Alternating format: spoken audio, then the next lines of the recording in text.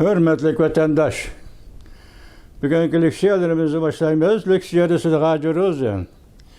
Washington'da sözleyimiz. Bugün çizlağı 2025 yıl 5. ayının 10. günü haftaga düşenbe vatandaş. Bugünkü vaziyetimizde eysak vaziyetinin yüzü ve vaziyetinin reallığı, vaziyetinin kelgisi, vaziyetinin tarihi arx görünüşü. Sizlerge ayan mesele bugün Ukrayna meselesi. Amerika Qo'shma Shtatlar prezidenti Donald Trump üçün aytganda tez arada bu urushni oxirlashtirish meselesi vatandaş. Vaziyet mushu tariqada. O'tganda biz sizlarga shunaqa aytgan edik, hozirgi vaziyatning oltin ochqichi Amerika Qo'shma Shtatlar prezidenti Donald Trumpning qo'lida. Bu ochqish tez arada bu urushni to'xtatish. Chunki shunday bo'lganda, urush to'xtagandan keyin Rossiya Ukraina urush to'xtagandan keyin yana qanday vaziyat yetib keldi. Balki keyindan yetib keladigan vaziyat bu urushni darhol to'xtatishni zamanning talabi o'rniga qo'ydi vatandoshim. Shu tariqada hozir mana 2 kun ichida Amerika Qo'shma Shtatlarining Ukraina qaratgan siyosati birinchi qadamda deb turaylik. Masalan, istihbarat xabarlari, urush maydoni istihbarat xabarlarida Ukrainaga Amerika Qo'shma Shtatlari taraf yetkazdi. Shuni vaqtliq to'xtatdik degan edi. Endi bu oralıqda 24 saat o'tmayla bugun Latin Amerika Qo'shma Shtatlarining prezidenti Donald Trump vaqtliq istihbarat xabarlari bilan Ukrainani ta'minlashni vaqtliq to'xtatish degan bu so'zni hozir amaldan qoldirib, ya'ni istihbarat bilan ta'minlashni yo'lga qo'ydi vatandoshim. Undan keyin prezident Vladimir Putinning ifodasi anda ko'rilib, anda yo'qolib shunda turadi. Hozir hisobda bugun 9-kundan tortib 10-kuni, 11-kuni 3 kun ichida hozir Ukraina prezidenti Zelenskiy Saudiya Arabistoniga yetib keldi. Amerika Qo'shma Shtatlarining prezidenti Donald Trumpning yuqori darajalik amaldori, davlat ishlar kotibi Marco Rubio Saudiya Arabiston Jedda shahriga yetib keldi. Vakillar umiga suhbat vakillar umiga masalan tarkibida Oqsaroy davlat bexatarligi maslahatchisi Mike Waltz bor. Andan keyin Ukraina Rossiya urushini hal qilish bo'yicha elchi Log apandi bor. Bu 3 kishi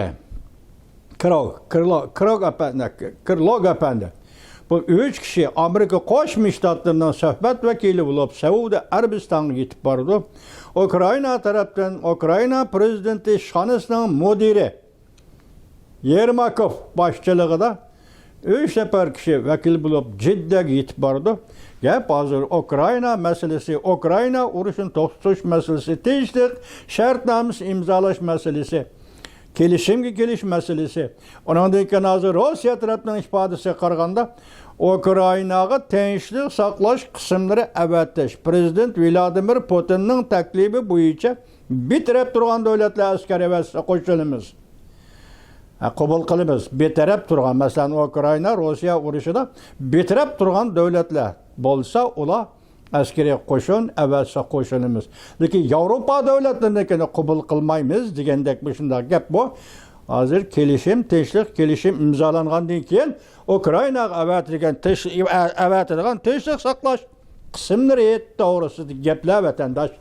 Hozir endi bugun sizlarga mushlarni yetkazamiz. Siz bundan vaziyatning qanday o'zgarayotganligini ko'rib olasiz. Masalan, prezident Donald Trump Ukraina prezidenti Zelenskiy 2 shart qo'ydi. Biri prezidentlikni amaldan tushish.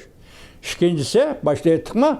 İkincisi, hozir Rossiya besib olgan yoki kontrol qilib bo'lgan rayonlarni Rossiya o'tinib turish.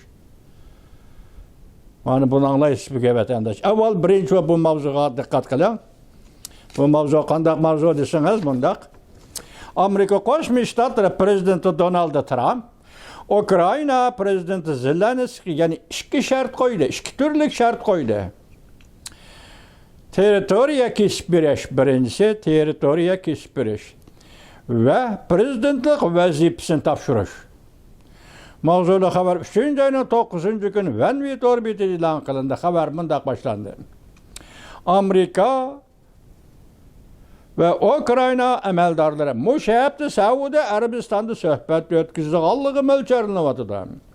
Lekin bazı emeldarlarının aşkarlışça Amerika Qo'shma Shtatlari prezidenti Donald Trump xususiy söhbetlarda mundaq ko'rsatdi. Gerçi Washington bilan Kiev kan mahsulotlar kelishimi imzolagan taqdirdami? Ukraynaga yordamlashib Amerika tarafining istixborot xabarlari bilan ta'minlashiga yetishmaydi. Shartnoma, kan mahsulotlari shartnomasi imzolagandimi, lekin istixborot xabarlari bilan ta'minlashga yetishmaydi. Prezident Donald Trump yana Ukrayna prezidenti Zelenskiyning pozitsiyasini o'zgartirishni umid qildi. Bir nuqtada talab qildi. Mushu masalada urush masalasida Amerika-Ukrayna munosabati masalasida Ukrayna prezidenti Zelenskiy pozitsiyasini o'zgartirishi kerak. Buni Amerika Qo'shma Shtatlari prezidenti Donald Trump umid qildi. Jumladan territoriya kesib berishni Rossiyaga, saylamga yuzlanib prezidentlik vazifasidan ayrilishni umid qildi. Ukrayna prezidentining ash yuqori ishlarni qilishini Amerika Qo'shma Shtatlari prezidenti Donald Trump umid qildi. Amerika Qo'shma Shtatlari taraf bilan Ukrayna taraf 11-kuni Saudiya Arabistonida suhbat o'tkazdi. Rossiya Ukrayna tinchlik kelishimining ramkasi turg'izib, dastlabda urush to'xtatishni muhokama qildi. Amerika davlatlik radio shirkatining xabariga asoslanganda bir nafar amaldor yana bir nafar Amerika amaldorining oshkorlashicha bir nafar ma'muriy amaldor yana bir nafar Amerika amaldorining oshkorlashicha Prezident Donald Trump hukumat amaldorlariga xususiy paranglashganda garchi Washington bilan Kiev yani Ukrayna kan mahsulotlar kelishimi imzolagan taqdirdami Amerika tarafından Ukraynaga yordam berib, istixborot xabarlari bilan ta'minlashni asliga keltirishga yetmaydi. Tang-tang baravar o'rinda turmaydi bu. Ashart bilan mashart, qilmish bilan bu qilmish baravar o'rinda turmaydi. Amaldorlar mundaq ko'rsatdi. Prezident Donald Trump Prezident Zelenskiyning tinchlik suhbat jihati pozitsiya o'zgartirishini umid qildi. Cümleden Prezident Zelenskiy yo'l qo'yishi kerak. Yani bir qism territoriyani Rossiyaga o'tinib berishi kerak. Ondan boshqa yana Zelenskiy saylam o'tkazishga ko'zlanib, prezidentlik amalidan tushishi kerak yoki prezidentlik amalini boshqalarga topshirib berishi kerak. 2022-yilda Rossiya tajovuz qilib kirgandan keyin Ukrayna asosi qonunga asoslanib, Ukraynada jiddiy holat e'lon qildi. Shu vajdan saylam o'tkazilmaydi deyildi. Urush davri saylam o'tkazilmaydi deyildi. Hozir Prezident Donald Trump saylam o'tkazib prezidentlikni topshirishdan dedi. Xato emas. Mesela Prezident Donald Trump'ın digine vaqt to'shdi, saylam vaqti to'shdi. Saylam bilan saylamda sen qilib prezidentlikni ikkinchi birisiga bersang bo'ladi dedi vatandosh. Aqsaray davlat bexatarligi bayonotchisi Brian August munda ko'rsatdi. Xuddi Prezident Donald Trump davlat majlisi davlat xati siyosiy topshirganda Zelenskiyning yozgan xatini o'qib berib, Ukrayna taraf aktiv pozitsiya ko'rsatdi degan edi. Endi Saudiya Arabistonda suhbat o'tkazishning payti yetib kelishga ergishib, texmo ijobiy taraqqiyotlarni kutib turibdi.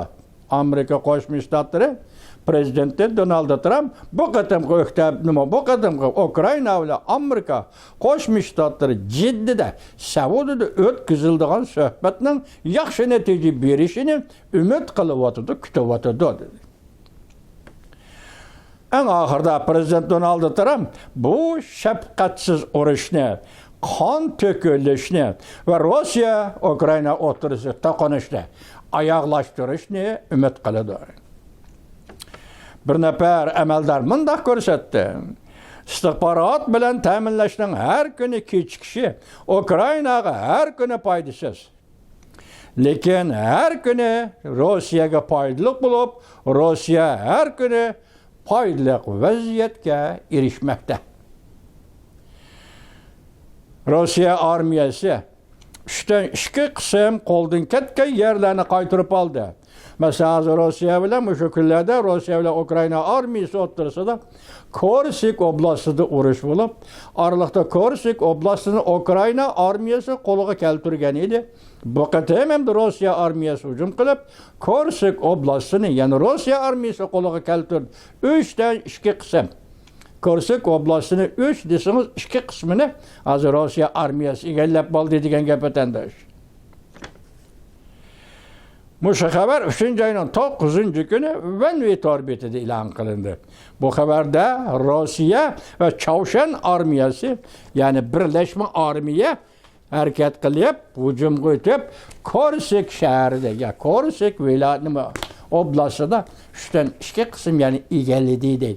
Endi vaziyat shunday, oxirlashib mushat turib tursin, endi keyingi vaziyatga diqqat qiling vatandosh. Mavzu bunday. Prezident Donald Trump ciddi bir halda Ukraynaga istihbarat yardımı berishni vaqtincha to'xtatishni yoki o'sha qarorni amaldan qoldirganligini e'lon qildi. Qanday vatandosh aning nima dedik?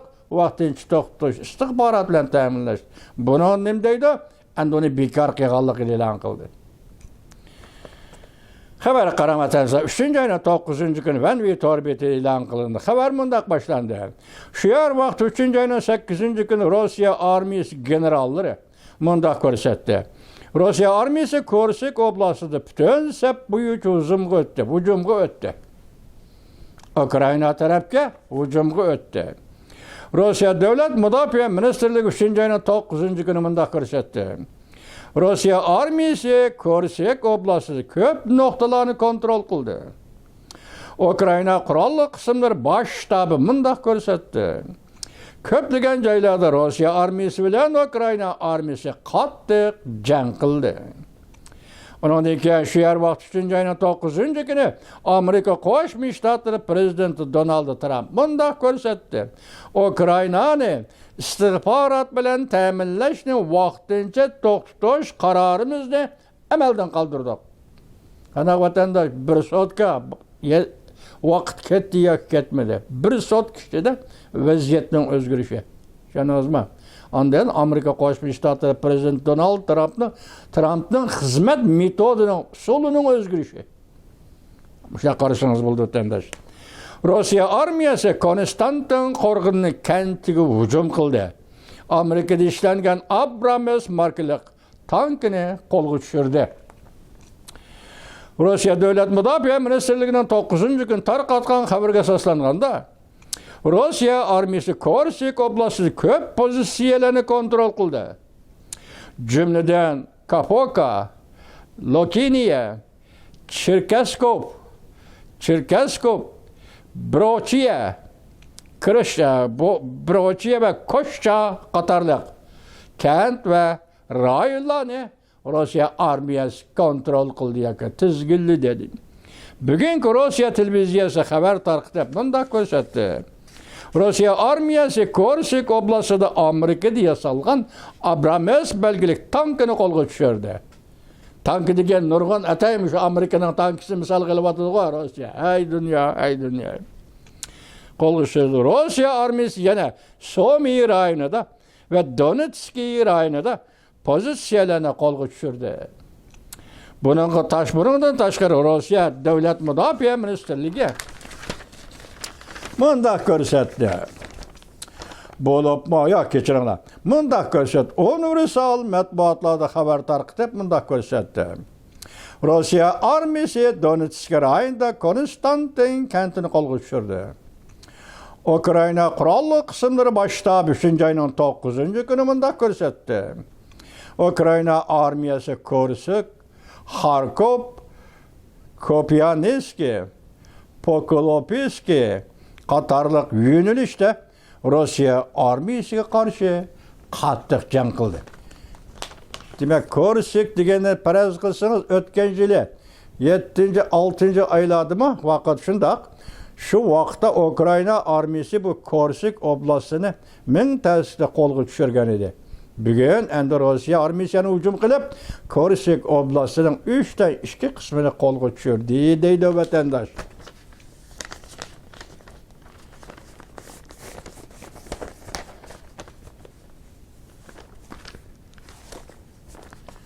Müşahede toxtab davamını anlayan vatandaş.